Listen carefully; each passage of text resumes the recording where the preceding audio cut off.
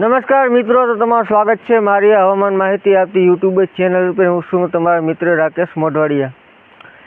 તો હાલમાં આપણે વરસાદના રાઉન્ડની વાત કરીએ તો જે વરસાદનો રાઉન્ડ છે તે હવે એકદમ નજીક આવી ગઈ હશે. બાંગ્લાદેશ આજુબાજુ જે સિસ્ટમ સક્રિય હતી તે હવે આગળ વધી રહી છે અને મધ્યપ્રદેશ આજુબાજુના વિસ્તારો ઉપર અત્યારે આપણે સક્રિય છે.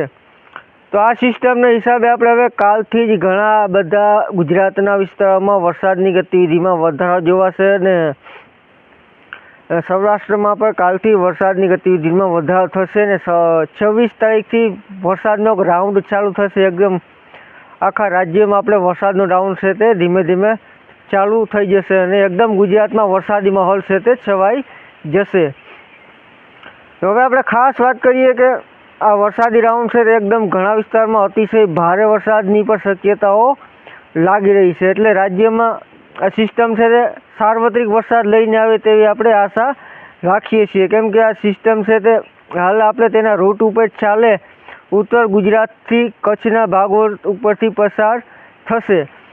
એટલે આ સિસ્ટમને આધારે આપણે ગુજરાતના લગભગ મોટાભાગના વિસ્તારોમાં વરસાદ છે તે જોવા મળશે. લગભગ બધો વિસ્તાર આવી જશે. કદાચ એકોલ દોકોલ વિસ્તાર રહે તો રહે, જો કે લાગતું નથી કે કોઈ વિસ્તાર બાકી રહીએ.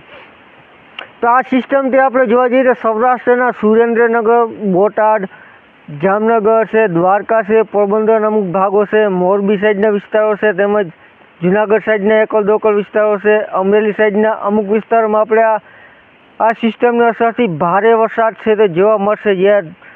જ્યાં અમુક વિસ્તારમાં કદાચ અતિશય ભારેની પણ સંભાવનાઓ આપણે લાગી રહી છે. જો કચ્છના તમામ વિસ્તારોમાં સારો વરસાદ થવાની શક્યતા છે અને ઘણા વિસ્તારોમાં કચ્છમાં આપણે ભારે વરસાદ છે તે જોવા મળશે.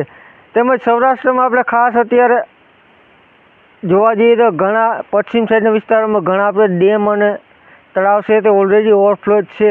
તો આવી સ્થિતિમાં આપણે અત્યારે તહેવારનો મોકો હોય તો ખાસ કોઈ મોટી આવક જાવક કરવી નહીં, કેમ કે વરસાદના અમુક વિસ્તારમાં કદાચ એવી ધારણા છે કે કદાચ 2 ડબલ ડિજિટના આંકડા આપણે જોવા જઈએ તો 3-4 દિવસના વરસાદના રાઉન્ડમાં જોવા જઈએ તો અમુક વિસ્તારમાં 15 ઇંચ સુધીનો આંકડો પણ આવે તેવી શક્યતાઓ આપણે અત્યારે લાગી રહી છે. ખાસ આપણે બહુ અવરજવર કરવી નહીં, કેમ કે પવનોની સ્પીડ પણ રહેશે વરસાદ સાથે અને વરસાદ છે તે ભારે વરસાદ છે તે પડશે અને અમુક વિસ્તારમાં અતિશય ભારે એટલે મેઘ તાંડવની પણ અમુક વિસ્તારોમાં શક્યતાઓ છે. એટલે ખાસ આપણે અત્યારે મોટી કોઈ આવક જાવક કરવી નહીં. 26, 27, 28 અને 29 આ 4 દિવસ છે તે વરસાદનો રાઉન્ડ છે તે ચાલવાનો છે અને આના હિસાબે આપણે ખાસ મોટી સાવચેતી રાખવી. જે નીચાણવાળા ઘણા વિસ્તાર આવતા હોય છે જેમાં આપણે ડેમ ઓવરફ્લો થાય છે, તેનું પાણીની આવક થતી હોય છે, તો આવા લોકોને ખાસ આપણે અત્યારે સાવચેતી રાખવા જેવું છે.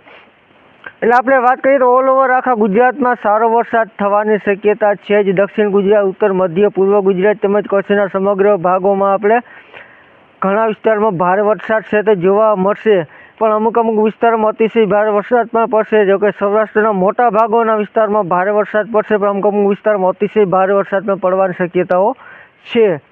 એટલે આ હતી આજની માહિતી.